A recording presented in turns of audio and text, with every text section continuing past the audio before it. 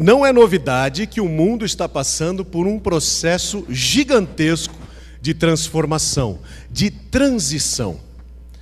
Nós que estávamos soltos por aí, de repente nos vimos forçados a estar dentro de nossas casas em um isolamento social. Dentro de nossas casas, fechados, isolados pelas paredes, pelas portas, pelas janelas, tendo contato única e exclusivamente com nossa família. Se nós pensarmos bem, o mundo já vem doente há muito tempo. Há muito tempo.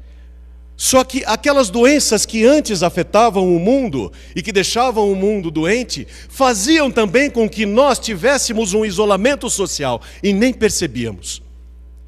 E as doenças a que me refiro, que sempre envolveram o nosso planeta, era o egoísmo, a vaidade, o orgulho, a corrupção, a inveja, olha quanta coisa. Tudo isso, doenças, que assim como o Covid precisavam de um vírus para ser transmitidas. Porque o Covid precisa do vírus lá para infectar o corpo humano e aí ele transmitir, trazer aquela série de problemas, para alguns mais, outros menos, mas de qualquer maneira nos infectar. E o que nós não percebíamos, que o vírus transmissor de todas essas doenças para o mundo é o ser humano. Porque tudo isso é fruto do coração do ser humano, está com a gente. E é uma doença que nós precisamos erradicar para que o mundo se transforme. Se nós estamos passando por um processo de transição, isso não pode estar lá do outro lado. Porque havia um mundo antes, haverá um mundo depois. E nós estamos nesse pedacinho aqui. Um pedacinho que eu chamo até de peneira. Porque alguns vão passar, outros não. E aí eu começo a prestar atenção que as pessoas que antes se sentiam soltas, elas viviam num isolamento social por causa dessas doenças que eu disse. Eles ficavam fechados neles mesmos.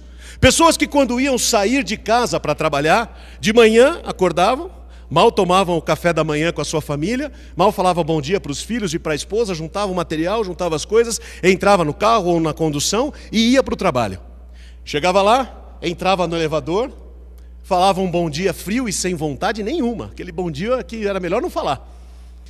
E aí ele chegava no seu andar, descia, ia até a sua mesa, no caminho conversava com as pessoas, mas aquela conversa ou voltada para o trabalho, ou mais uma vez, um bom dia, sem o menor sentido, sem o menor sentimento, sem a menor vontade. Aí trabalhava o dia inteiro, voltava para casa, esquentava o seu pratinho no micro-ondas, porque a família toda já tinha comido.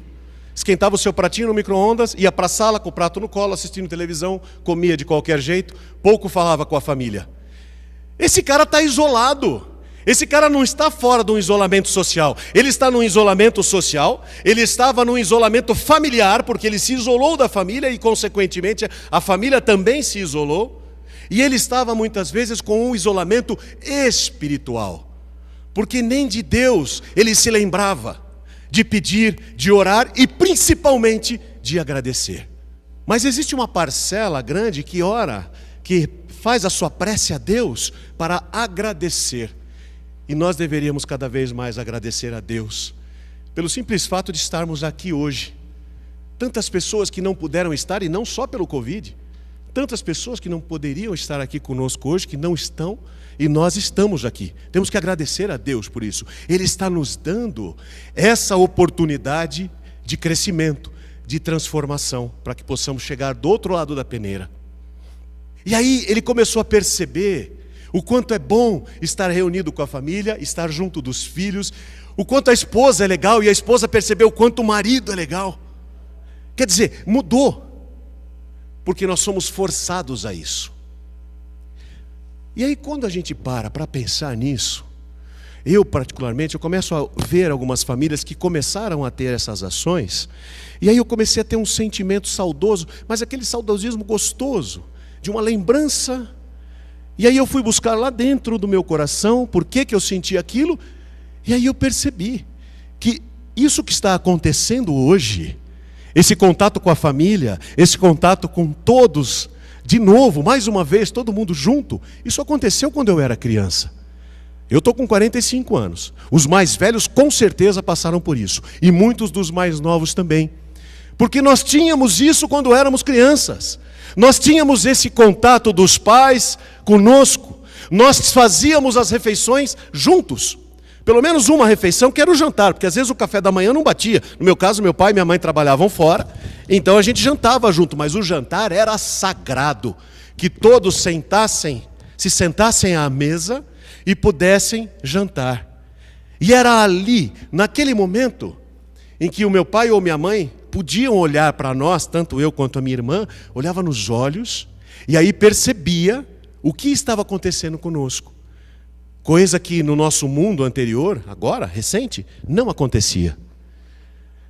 Meus pais sabiam de olhar para mim, se eu tinha ido bem na escola, se eu tinha ido mal, se eu tinha aprontado, se eu estava feliz, se eu estava triste, ou se eu estava chateado com alguma coisa, ou se eu estava com medo. Porque ali naquele momento era uma conversa olho no olho, era um jantar à mesa, sem televisão. E eu sei que muitos de nós passamos por isso. Então o que nós estamos fazendo agora? Nós estamos relembrando o que já foi feito no passado. E por que houve esse período, esse hiato de tempo, onde como se nós tivéssemos esquecido, tirado da nossa vida aquilo que nós aprendemos com os nossos pais? Não importa o que fez com que a gente ficasse de uma maneira diferente para pior.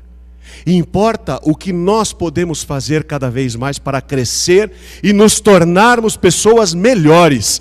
Resgatar esse sentimento da família. Porque se nós não estamos satisfeitos hoje com o mundo, a culpa não é do mundo. A culpa é nossa.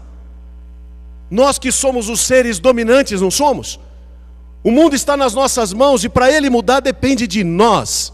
O ser humano é um ser gregário. Ele não viveu para ficar dentro das cavernas, senão nós estaríamos lá até hoje. Nós não somos a raça dominante do planeta porque somos os mais fortes.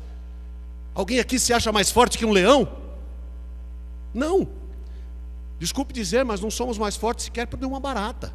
A gente pode matar ela se a gente pisar nela, a gente mata ela.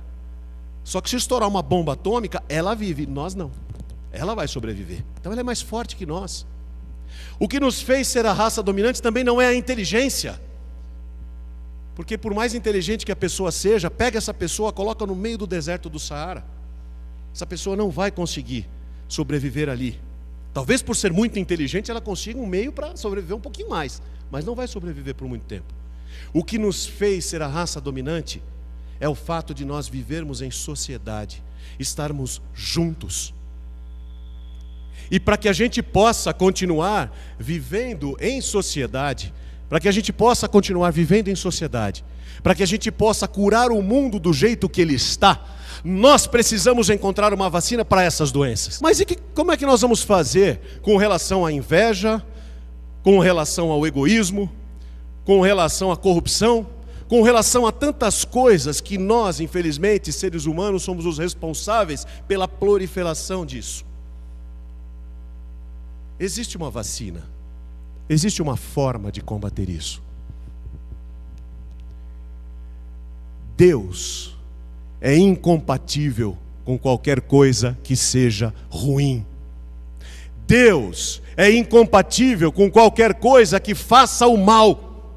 Deus é incompatível com qualquer coisa que traga prejuízo a quem quer que seja. Então, se nós queremos uma vacina para que nós, seres humanos, estejamos limpos de todo o mal que assola o mundo, nós precisamos colocar Deus dentro de nós. Esta é a vacina que nós precisamos. Porque do instante em que você trazer Deus para dentro de você, você se transforma. E todas essas mazelas, toda essa falta de cuidado, esse egoísmo, essa inveja, esse sentimento que não deve permanecer conosco, isso vai embora. Deus expulsa isso de nós. E aí nos tornaremos seres humanos inteiros, como deveríamos ser. Nós somos a obra-prima da criação. Da fagulha divina veio o nosso corpo. Essa fagulha divina que vive dentro de nós, que é um pedacinho de Deus em nós. Então, quanto mais nós abastecermos este Deus interior, melhor nós seremos para o mundo. E o homem, o ser humano, estando em condições de seguir com o mundo, os problemas serão resolvidos. Tem uma historinha que conta de um pai. O camarada estava lá trabalhando, uma série de dificuldades lá para fazer, ele tinha um prazo para resolver, provavelmente devia ser advogado, né? Então estava lá correndo, tentando resolver as coisas. E aí a filhinha dele, de 3, 4 aninhos, veio: papai, brinca comigo. A hora que você está trabalhando e você ouve seu filho falar isso, seu coração fica murchinho quando você não pode dizer sim, eu brinco. E foi o que aconteceu com esse pai. Ele não podia, ele falou: filhinha, agora eu não posso, o papai tem que resolver um negócio, é de trabalho. Vai explicar trabalho e prazo para uma criança de 4 ou 5 anos. Quem é pai aqui, quem é mãe, sabe o que é isso. E se for menina, pior ainda, que era o caso. Aí, mas papai, brinca comigo, filhinha, eu não posso. Papai, brinca comigo, filhinha, eu não posso. Então, pera um pouquinho, filhinha, você pode ajudar o papai? E claro, né? As crianças são sempre muito prestativas. Ela disse: claro que posso. Ele pegou, sem que ela percebesse, uma folha de uma revista. E nessa página tinha uma foto do planeta Terra, uma foto do mundo, né?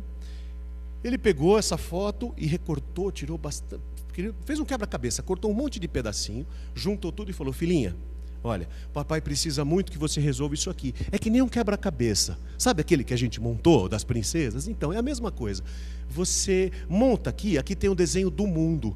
E está tudo bagunçado, está tudo quebrado aqui. Você conserta o mundo para o papai. E deu para a menina. Aí a menininha foi e ele pensou: bom, agora eu tenho tranquilidade para fazer o meu trabalho.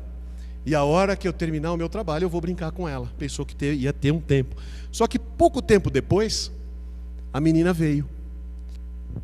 Colado no papel, sulfite, a imagem do mundo, prontinha. Ele olhou e falou: filha, como é que você conseguiu fazer isso tão rápido? Nossa, está perfeito, você acertou tudo. Olha só, os continentes, os países, está direitinho a foto do mundo.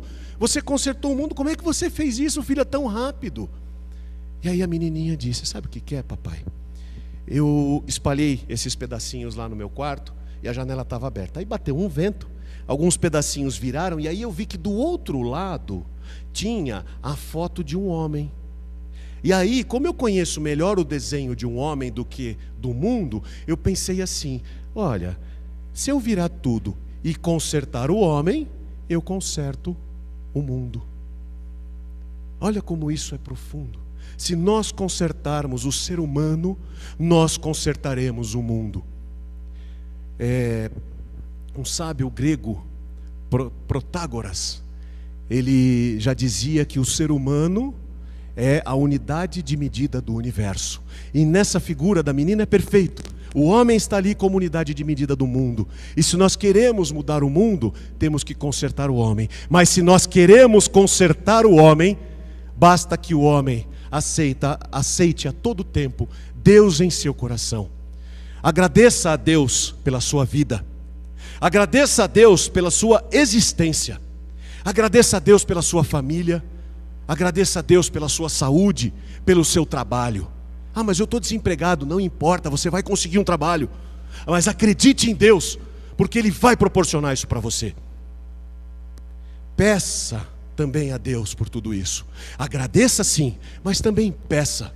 Porque o nosso Deus, em sua misericórdia, Ele vai nos proporcionar aquilo que nós precisamos. Se aquilo é justo, se aquilo é necessário, e se aquilo é bom e é para o bem, Deus vai nos favorecer, Deus vai nos brindar com as suas bênçãos e nós conseguiremos isso. Se você acha que você ainda não é um bom pai, peça a Deus.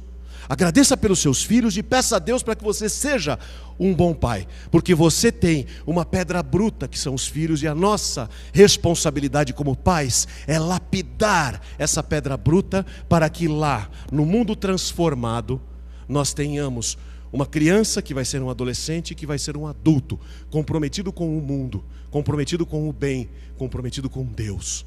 Essa é nossa responsabilidade. Então, como pais, vamos começar já com os pequenos. E nós, que já estamos adultos, que Deus permaneça em nosso coração, que Deus esteja constantemente conosco. E o que eu peço a esse Deus grandioso que nos ouve a todo instante, mesmo no silêncio do nosso quarto, quando nós por alguma razão não estamos bem, e nós ficamos lá quietinhos, orando achando que a gente está falando às vezes só conosco. Não, Deus está ali, Ele está escutando aquilo que a gente está falando e principalmente Ele sabe do que nós precisamos. Então agradeça a esse Pai e peça a Ele aquilo que você precisa. E o que eu de coração desejo é que esse Pai maravilhoso possa cada vez mais estender as suas bênçãos sobre todos nós, irmãos em humanidade, com a responsabilidade de levar este mundo para que se torne cada vez um mundo melhor, não só para nós, mas para tantas outras gerações que virão para depois da peneira. Essa responsabilidade é nossa e nós só conseguiremos isso com Deus em nosso coração, com Deus em nossa vida, com Deus iluminando os nossos caminhos. Que esse Deus abençoe grandemente a todos vocês. Muito obrigado.